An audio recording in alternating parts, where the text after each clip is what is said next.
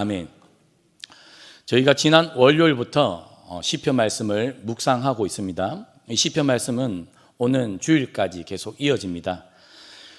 다윗이 쓴 시도 있고 오늘 본문처럼 아삽이 쓴 시도 있지만 특별히 엄선된 7개의 이 시편 본문이 공통점으로 지향하고 있는 것이 하나 있습니다. 그것은 다름 아니라 감사입니다.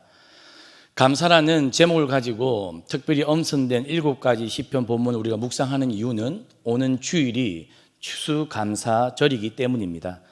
추수감사절을 앞두고 7개의 엄선된 시편 본문을 묵상하면서 세상 사람들도 감사하고 사는 이 마당에 하나님의 백성들은 무엇을 생각하고 무엇을 감사해야 하는지 이스라엘의 백성들의 감사를 살피는 것입니다. 오늘 본문 1절에서도 우리가 주께 하나님께 감사하고 감사함은 감사로 시작하고 있습니다. 오늘 시편 75편에서 감사하는 것은 대략 몇 가지입니다. 첫 번째는 주의 기이한 행적들. 사람들이 입마다 저마다 노래하는 것이 주의 기이한 행적들을 노래하고 있습니다. 그래서 이스라엘 백성들은 하나님의 이름이 우리로부터 멀지 않구나, 하나님의 이름이 가깝구나, 이름은 존재를 의미하죠. 하나님께서 우리 가까이 계시는 분이시구나, 멀리 계시지 않는 분이시구나를 감사하고 있습니다. 두 번째, 오늘 본문을 보면 하나님께서 하나님의 때에 하나님께서 지폐를 여시겠다라고 말씀하십니다.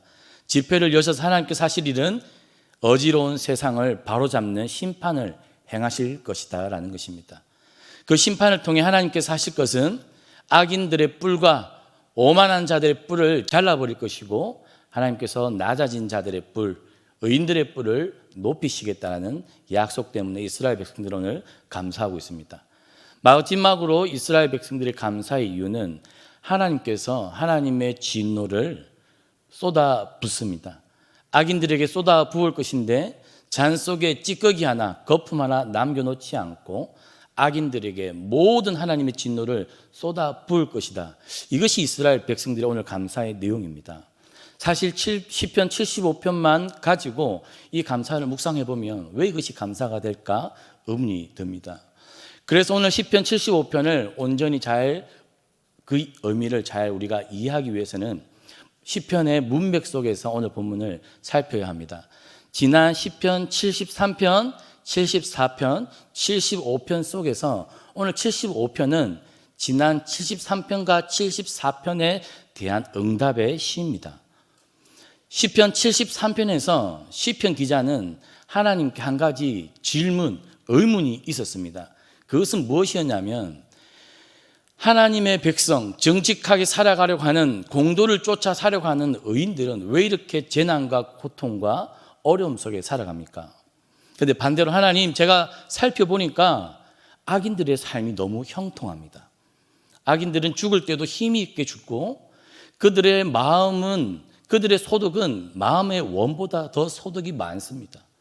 그들은 너무 잘 먹어서 눈이 솟아올랐습니다. 그래서 시편 73편에서 이스라엘 백성들은 의롭게 사는 것이 정말 맞습니까? 정직하게 살아가는 일이 옳은 거 맞습니까? 왜 의인들은 힘들고 악인들은 저렇게 잘 먹고 잘 살고 형통합니까? 이게 맞는 것입니까? 그래서 시편 73편에서 우리는 실족할 것 같습니다 라는 것이 질문이었습니다. 그리고 그 다음 이어지는 시편 74편에서는 악인들의 승리, 악인들의 오만함 때문에 하나님의 백성들이 힘들어합니다. 악인들이 성소를 도끼와 철퇴를 가지고 마음껏 휘두릅니다. 성소를 불태우고 있습니다. 그러나 그들을 제지할 수 있는 이스라엘 백성이 없을 뿐만 아니라 그들이 볼 때 왜 하나님은 하나님의 성소가 불타고 조롱당하고 악인들이 저렇게 승리하며 개가를 부르고 교만해 있는데 하나님은 왜 무관심합니까? 하나님은 왜 우리에게 오셔서 이 사건을 종결짓지 않습니까? 그것이 74편의 질문이었습니다. 그러한 73편과 74편의 질문 속에 오늘 75편의 하나님은 이스라엘 백성들에게 응답하는 것입니다. 첫 번째 응답이 무엇입니까? 이스라엘 백성들은 하나님이 멀리 계신 줄 알았습니다.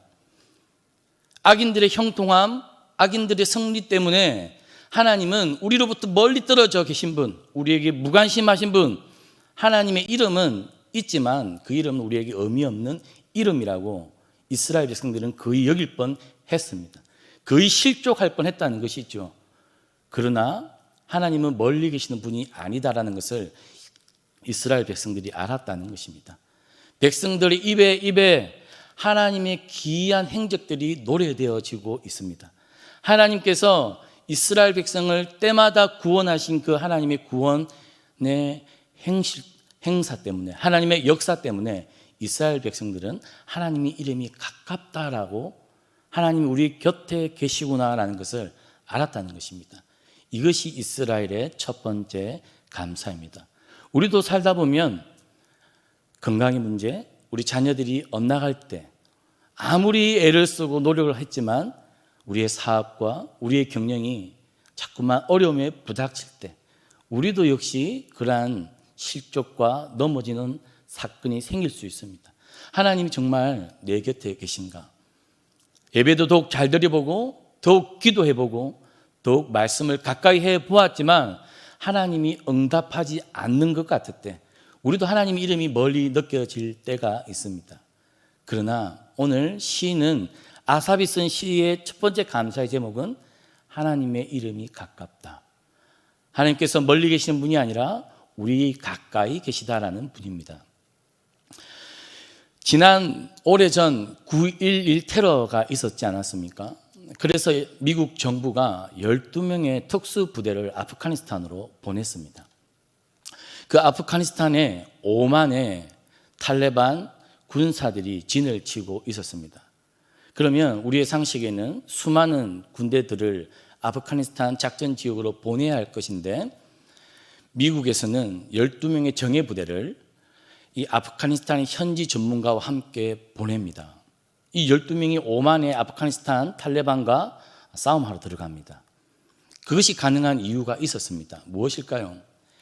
B-52라고 하는 미국의 가장 유명한 전략 폭격기 때문입니다. 이 12명이 지도 한 장과 아주 성능이 좋은 무전기 하나만 들고 작전 지역으로 들어갑니다. 아주 먼 곳에서 탈레반 군사들이 집결해 있는 집결지의 좌표만 무전기로 불러주면 성층권을 지배하고 있는 이 B-52라고 하는 폭격기가 무작위 폭격을 해버립니다.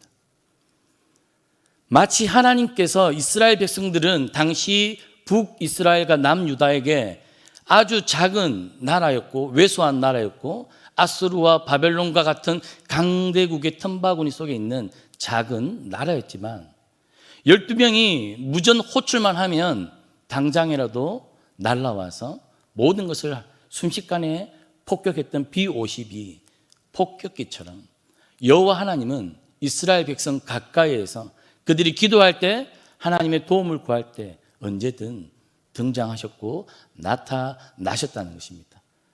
저는 우리 성도님들이 우리가 추수감사절을 앞두고 우리 인생을 돌아볼 때 때마다, 어려울 때마다, 우리가 기도할 때마다 우리는 미처 깨닫지 못했지만 우리 속에, 우리 옆에, 우리 곁에 계신 성령 하나님께서 우리를 신실하게 지키시고 지금도 인도하심을 믿기를 주님 이름으로 축복합니다.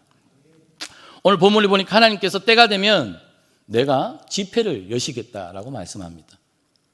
정한 때에 하나님의 때가 있다는 것입니다. 그때 하나님께서 심판을 행하실 예정입니다. 이스라엘 백성들의 질문과 힘든 것이 무엇이었습니까? 악인들이 언제까지 저렇게 설치고 다녀야 합니까?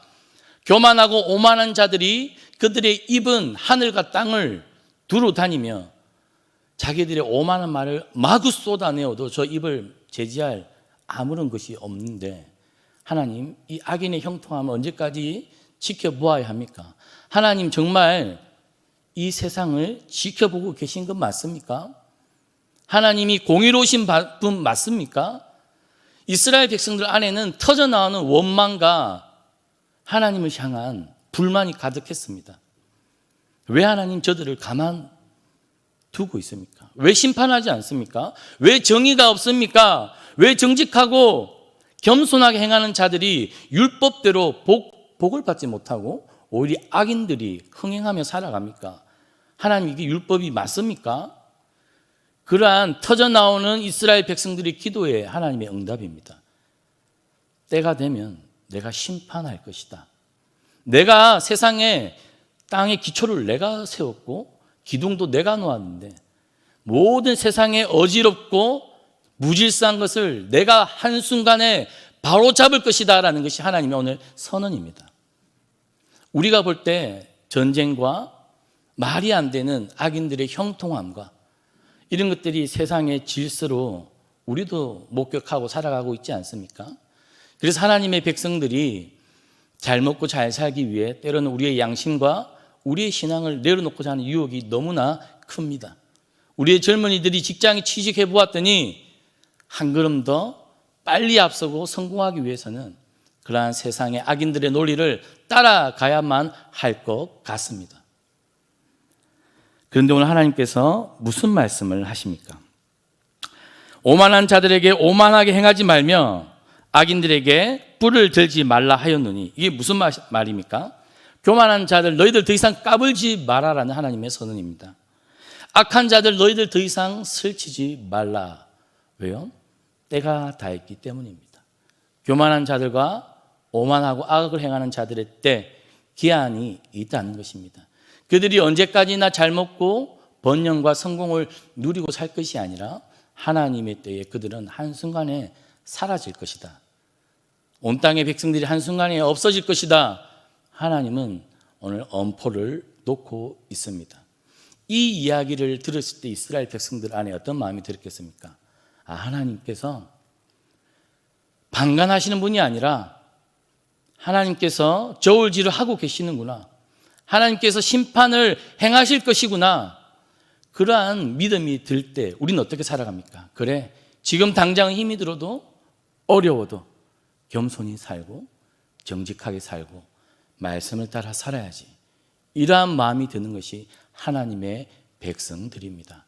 그래서 우리는 어려움 중에도 가난한 중에도 힘든 중에도 억울한 중에도 우리가 선을 행하며 누가 보지 않아도 진실을 행하며 살아갈 수 있는 힘, 어디서 오는 것입니까? 하나님이 다 지켜보고 있다는 그 믿음 때문입니다. 오늘 하나님께서 어떻게 하시겠다는 것입니까? 오만한 자, 교만한 자의 뿔을 다 잘라버리겠다.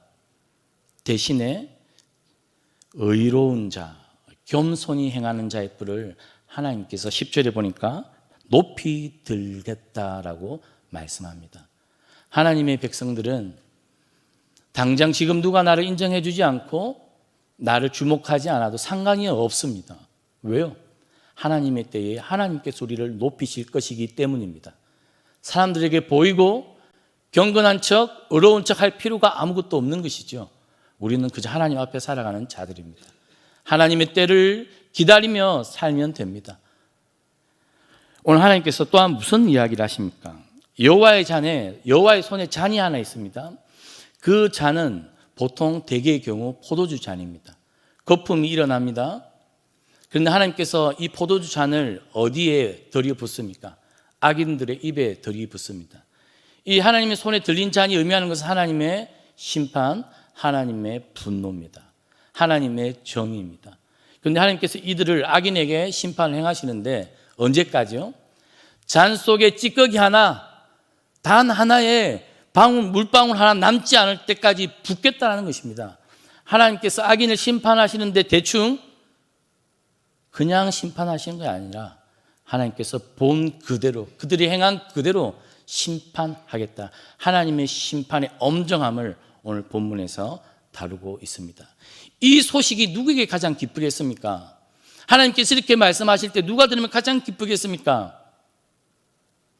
어렵게 살려고 애를 쓰는 사람들, 말씀을 붙잡고 힘들어도 내가 손해를 보아도 그것대로 살려고 바둥바둥 사는 사람들이 이 이야기를 들을 때 가장 기쁘고 감사한 것입니다.